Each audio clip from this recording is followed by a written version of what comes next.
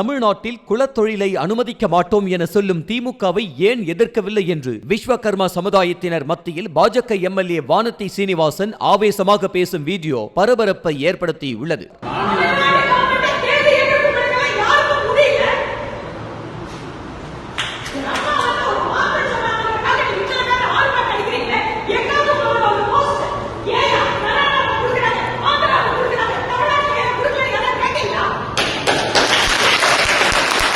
கோவை செல்வபுரத்தில் திருமண மண்டபத்தில் அச்சமுதாய மக்களிடம் பேசிய அவர், மத்திய அரசின் விஸ்வகர்மா தொழில் திட்டத்தை தமிழ்நாடு அரசு தமிழ்நாட்டில் அமல்படுத்தவில்லை என்று கூறினார். இந்த திட்டத்தை விஸ்வகர்மா சமுதாயத்தினரை எதிர்ப்பது பாஜகவுக்கு நெருக்கடியை ஏற்படுத்தியிருப்பதாக அவர் தெரிவித்தார்.